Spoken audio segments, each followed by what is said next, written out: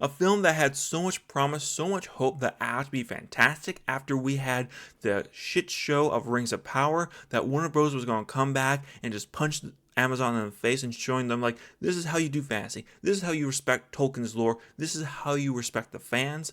Has unfortunately completely shite the bed. It is a girl boss feminist film that really Peter Jackson has let all the people who trusted him and believed in him down by a massive degree. Yes, he did let people down with the Hobbit movies, but I blame that more on the first director than I do on Peter Jackson. It wasn't his plan, it wasn't his films. He came in after they had already started. So I give him some leeway on that. But this film, at this point, as far as I know, he had a major part in playing it out. And the issue is the main character, Hera.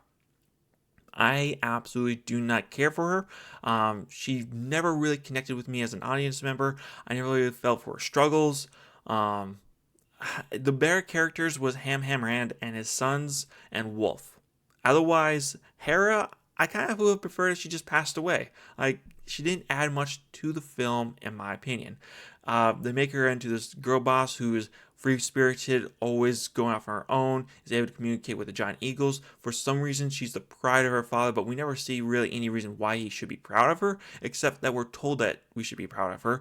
We're told directly at the beginning of the film that you as a viewer will not be able to find her in any of the old records, for none of her great deeds were recorded because supposedly the historians were sexist, and so was Tolkien, who made the story of Arwen, Eowyn, Lady of Luthien, Galadriel, and several other female characters that we have within the Tolkien lore. But you just trying to harp on this one character that only has one line of existence. Like, I'm going to show you right now. Like, this is all that she has in her story. Like, that's where she sprung from. So instead of just taking Hammerhand and expanding on his story, because that's the main character, and just really focusing on him and going over the tragic story of his where he tried to put down a kind of rebellious lord that was getting too uppity, and then a tragic story falls after that where he dies, and then the line of Hammerhand dies out, but it then goes out to his sister, where it then follows that line, who is then Leafy, who's the great grandfather of King Theoden and Eowyn and such of that line.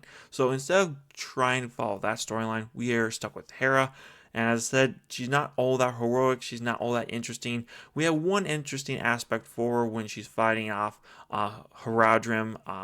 I think it's called an elephant, the massive elephant creature. She saves her cousin from it, which is kind of dumb because he's on a horse and they're on a flat plain. So supposedly he should be able to run circles around the creature because it's a massive 10 to 20 ton creature. It can't turn on a dime unlike a horse and rider. So I just don't understand why she had to go save him, but fine, whatever. She takes the creature out into the forest, and in that forest, the elephant, she's able to trick it into a pond where the watcher in the dark is waiting for it and devours it. That was pretty awesome, I will say. I love that animation. I love that struggle with that creature. That whole scene, it was well done.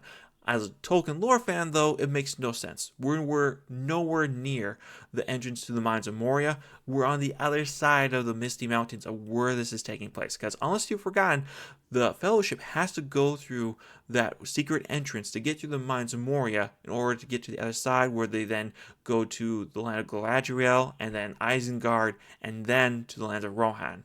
So that monster being in that forest makes absolutely no sense to me. Unless Rohan had vastly extended its borders to that side of the mountains, which it hadn't, it just doesn't make any sense that it's there. But you know what? Forget about Tolkien lore. It does not matter. I just want to bring that up because it's an exemplification of my issues with this film. We have just focusing on her and her story, which isn't all that interesting. Things that happen around her are interesting, but her as a character is not. She gets captured by Wolf. She tries to negotiate peace with him, but she absolutely fails because she's still resistant against the idea of becoming his bride, because she told him when him and her met on many years ago that she will marry no man. So the brides are pretty much making her lesbian at this point. Maybe not, but at least that's the signal that they're giving to us as a viewer. Wolf not liking her response, because I don't blame her. She's still being arrogant, even though she's in the palm of his hand. He could kill her. Decides like, no, you know what? I've had enough of this. Your family has killed my family. I'm going to take you out, and there will be war on your lands, and your father and brothers and people will die, and I will rule. Now, I didn't really go into Wolf's story, so my apologies. Let me give you a brief little overview. So Wolf's father, Freka, he was a lord down south of Rohan that had grown fat and wealthy and had not come to king's meetings, so it was getting a bit uppity. He shows up randomly to one of these meetings and demands Ham's daughter Hera hand in marriage. Ham doesn't take too well to this, just seeing it as Freka making a play for the throne. So him and Freka go outside to brawl to settle this matter, and Freka gets some good shots on the king, so respect him there. But Ham just comes up with a haymaker and hits him just once in the face, and he goes down to his back dead. And Ham's mistake here is that he didn't kill Wolf's son. For Wolf at that point draws his blade, curses at the king, swears that he'll kill him, and then runs at him with a sword. And Ham blocks the blade, picks his son up by his skull, and is about to kill him, but then Hera butts in and says, "No, don't kill him, leave him be." So Ham just shoves him away, banishes him, and that's the end of Wolf for that time being. But now, as I said, into the present day, Wolf has captured Hera, made her a deal. She refuses, so he's about to kill her, and then all of a sudden the Mary Sue aspect comes up. Her maid all of a sudden comes out of nowhere to rescue Hera, fights off Wolf for a while as Hera goes ahead and escapes out the balcony to her horse down below. The maid doesn't die from this. She's able to fend off a young warrior that's probably more skilled than her, that is able to move faster than her. She's able to escape as well and ride off with Hera off to the exit of their compound, which is in Isengard, because Isengard is currently abandoned at this point. Saruman doesn't come in until after this whole scenario has happened. So right now, Isengard has been abandoned. It's a ruin that has been taken over by Dowlings. I forget the name. We'll put it right here for you. But now they have to escape from here. And the reason why I have an issue with this is that her cousin and her maid and her other brother had rode after her when they saw Wolf captured her. And instead of sending her cousin in, who's a young man who can fight well, they sent in an old Rachidi maid to go save the princess for some reason. We never get a reason why, but for some reason they left him out there, and he just killed the sentries, allowing Hera and the maid to escape. Why? Just more of that feminist agenda I'm telling you there. That makes no sense to me. But regardless, they escape. They go tell her father. Her father chews out her cousin for not doing a better job protecting her. He doesn't listen to his wise daughter, who warns him that you don't want to underestimate Wolf. He is well prepared and ready to fight and has a massive army. But her father doesn't listen to her. Due to her not listening to her, his armies get crushed. They then have to retreat. At the same time, Hera realizes they've been betrayed. They evacuate Edoras. For some reason, the enemy army isn't able to catch up to them as they're evacuating that night, at least not for the civilians. I'm going to come back to that in a second, but she doesn't tell her family that they're evacuating Edoras, the capital, that they're fleeing to Helm's Deep, which isn't the actual name. I'll have to put it down here so we actually know the name, but my apologies on that. But by her not telling her family, by sending a rider out to go tell, hey, brothers and dad, I'm evacuating Edoras, we're getting everybody out of here, it's too dangerous at this point, ends up killing one of her oldest brothers and will eventually lead to the death of her younger brother. Sad to see, but it's her inability to actually think clearly and think logically and think I gotta let the actual soldiers know, my actual father, that brothers and all that. So she's directly cause for their death, in my opinion. Because Wolf and his army, they take over Edoras and they then pursue Hera, her father, and brothers off to Helm's Deep. Now, her younger brother, he doesn't die in Edoras. He gets captured by Wolf because he's riding an old mare that he refuses to give up, which, fair, it's a loyal horse that's seen many years, so it knows its way around the battlefield. It'll be able to go well, so I understand that. But due to him riding an older horse, it eventually tires out, and Wolf and his men are able to catch up and capture him. Now, my issue for this is that they just evacuated the city to Helm's Deep. A lot of those people are moving by foot, so Wolf and his men should have caught up with the majority of the people fleeing and pretty much slaughtered them. Now, I wouldn't mind if a younger brother died fighting, protecting the people, because Helm had to make a rear guard to defend the people as they escape from Edoras. That'd be fine. I understand that. but they just have it showing that all the people got to Helm's Deep safe and sound, no issues, no one got raided or killed, like what happened in the Lord of the Rings film, Two Towers, where they got raided by orc wogs, and that was just kind of more of a chance encounter. Whereas in this scenario, they should know exactly where the people are going. They should be able to send raids, should be able to go kill them, but for some reason they don't. Don't really understand that myself, but fine, whatever. On their way over there, Wolf and his commander and a couple of his men capture her brother. They put her brother in front of Helm and they kill him there. Even though he could have won the war right then. Helm offered up his kingship and offered up his life just to spare his son. And Wolf wanted rage, blood, wanted Helm to feel what he felt when he saw his father Fricka died, slice his son's throat wide open, and then begun the long siege. And pretty much that's all that really happened in the story. From here on, we just see the going on between the sieges. We get a detailed list that Helm's Deep was not ready for this. They're low on supplies and food, but we never get to see this through the film. We never get to see people starving, dying from disease, shivering in the cold because they don't have enough firewood to keep every fireplace warm. Don't get to see really all that much of any of that. We just get told that that's what happens. We get to see a great little scene where Hammerhand is leaving the fortress at night and just going ham on the enemy soldiers, just killing them at night with his bare fist. So cool, awesome, I love that.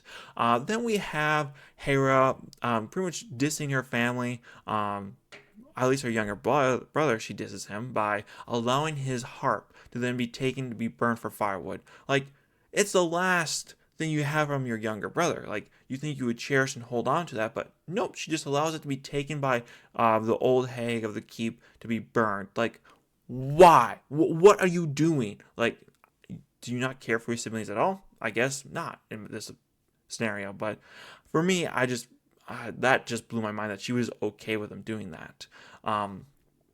The other part that is pretty dumb for the scene is that Ham, I don't know, is one of his excursions, just disappears one of the nights, and Hera, she tries to go out to find him. She runs into some orcs outside of a secret passageway. Thankfully, Ham is close by to go kill him. We get a nice little tease from the orcs that they've been ordered by Mordor to collect rings, which I don't really think the foot and soldier would know that they needed rings, but it's still a nice nod to the trilogy, so I respect that. It was nice to see him go ham on some orcs and also take on a whole troll.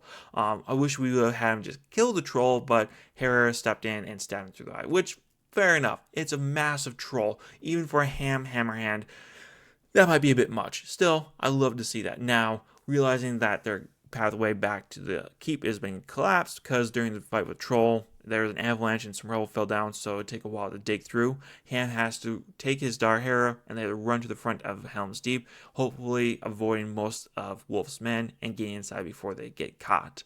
They're successful for the most part, although they're being chased along the way until they get to Helm's Deep, where they try to open the door, frozen shut. Ham is able to take his strength and tear open the door a little bit, allowing it just enough space for his daughter to get through, which he pushes through, and then he closes again, where he then faces off the remaining dudes that are coming at him, and none of them survive. He just takes them one after another in this massive snowstorm, where by daybreak it is shown that Hammerhand is still standing, knees on bent, screaming into the wind, calling forth to Wolf to fight him, and it's just so epic, man. I absolutely love that scene. But pretty much, we have had her kill both of her brothers and her father at this point. Hera has killed the line of Helm at this point in the film. Now, Hera, realizing that they need allies and their time is running out, decides that they're going to do a last-ditch effort to try to go contact those great eagles that are nesting above them, and she goes ice-picking to climb all the way up there. Somehow she's able to do it without falling. I don't really believe it because you would want some ropes, some skill at doing this. You're a rider, not a climber, but you know what, forget about, she's the Mary Sue. She can do anything she sets her mind to, even if she's never done it before. So she just climbs out a sheer sheet of ice and then begs the eagle, who acquiesces to her request. Now, as I said, the great eagles are very intelligent creatures, smarter than humans at some points, so I'm not mocking her for that. It's just that they don't give us a good explanation of why the eagles decide to help her, unless one of the Valar have whispered. Now, maybe you could have done some mystical wind that swirled around that told the eagle, like, listen to her, help her out. I'll be okay with that, but as far as I can tell, the eagle just helps her because she asked. So he goes down, he grabs the king's armor that was prepared for the eagle to take away, and it brings it over to her cousin, who the king had blamed and discarded for not protecting her cousin or protecting her better. Once he gets the armor, he then is set to come and give them a rescue, but they are still having to deal with the siege. And at this point, it was just like, even if help does come, it's not going to come soon enough. They're almost done with their siege tower. We have to get the people out of here. So she sends the soldiers down to clear out a pathway, to empty out Helm's Deep, and to help the people escape while the invasion of the fortification is going on. Now, for some reason, the animators forgot that there were survivors from the battle with the Wolf's army to initiate, because I count like maybe 10, maybe 20 soldiers at any given point in the film, where there should be hundreds of men still ready to line the wall and defend it against any attacker. Let's not forget that attacking a fortress is difficult. It's not easy. So you would want mini siege ladders, you would want siege towers, but there's only one siege tower. So it's kind of confusing. Like, you'd think they would put more of the effort into building ladders, like what the orcs did in 2 towers, but I get you don't want to do exact copy and paste of that film. So the siege tower was cool enough, but still begs the question why. But still, was kind of cool to see. But where are all the soldiers? We should have hundreds of soldiers lining this wall, ready to fight to the death. Except now we just have Hera, who's going to be running out there in a wedding dress, giving Wolf a bride, who doesn't even want a bride at this point. Like, I don't get the point of this film, like, oh, well, Wolf wanted a bride, so we will give him a bride. Like, first off, it wasn't really Wolf's desire to marry you. Like, he wouldn't be against the idea, but it was definitely his dad who wanted it more. And then secondly, the only reason why he offered it the second time around, to spare the people suffering, is that he just wanted to fight to end there. But because of your arrogance again, he decided, no, we're not doing this anymore. I don't care about it. I'm just going to kill you. So, I guess spitting in his face, but not really in my opinion. Anyway, she rides out. She goes, makes a deal with him that if she wins, he won't send his forces over. If she loses, he can go and have the whole fort. Wolf agrees to this, and they have a duel. And what would you know it? She's able to defeat Wolf for some reason. Don't really know why. I mean, maybe she is equally skilled with him, but I highly doubt it. He's had a hard life. He's been fighting ever since he's been banished. So I'm going to presume that his skills are going to be better than hers, but for the film's sake, we're just going to let it be that she's a better swordsman and is able to disarm him. And with that, Wolf then commands his commander to then send the army in and take over Helm's Deep. But the commander rejects and says, no, you're a coward and dishonorable, and I will not follow your commands anymore. For some reason. Like, wait, this is the dude that you followed into battle. You chose your side. If he does not win, you will be tried as a traitor. If he does not gain power, you will be hanged, and so will your family. So his betrayal of Wolf here makes no sense, except for the film just wanted to give him a better heroic light for reason, I guess, just to show that everyone has turned against Wolf at this point. Now, Wolf, for his part, he takes a dagger out, stabs him in the chest, and lets him keel over die. I presume he's dead, but maybe he's not dead. We never gave confirmation of that. I'm just going to presume he's dead. And then Wolf just tells all of his men around him to go forward and charge the fortification. And so all the jungling men go ahead, and now it's up to the Mary Sue of a maid to defend against the onslaught that's coming. And she does an okay job. She's able to kill quite a few guys, but for some reason, the guys that get past her don't immediately turn around and stab her in the back. Instead, they just continue forward onto the keep itself to try to get in that way. So I don't really understand why that's going on, but Mary Sue's will be Mary Sue's. With that, Wolf then grabs the blade again. He goes after Hera to try to kill her once more. And once more, she's able to defeat him. And as he gets defeated this time around, we then all of a sudden see Helm Hammerhand wearing his armor. Well, Helm Hammerhand's armor being worn by his nephew. And then the whole of the Rohirrim that was called up from his lands comes charging down into Wolf's men, stomping them into the ground, freeing Helm Hammerhand's or Helm's Deep from Wolf's army. So it was pretty good. I like that part. But after that, Wolf continues to fight. She spares his life one more time. He denies it, and he goes in to try to kill her, but she is able to kill Wolf. So, great, I guess. Good. Kind of really stopped caring for the film at this point. Just to give a little bit more of a wrap up to it, we then go back to Edoras, where it's being rebuilt. She has completely abandoned her title as Queen of Rohan, which she should still be holding on to, unless there's a specific law that says that she can't have the title anymore. She just gives it up and lets her cousin become king. Which, why? Like, your father and brothers died in order to maintain this title within the main bloodline, but you're just going to give up the main bloodline and let the side one take over? Okay, fine, I guess only males can rule over Rohan. I didn't hear any reason why she couldn't. If you gave me a good reason, I mean, I know that it was mostly just men who were able to rule, but as far as I know, that's not a law in Rohan. But it's possibly that it is, but I don't know for sure on that. But regardless, her cousin is now taking over, and once again, her advocates all responsibility to go off and do what she wants because she's been invited by, guess who? Gandalf, to go on the mission to find the rings.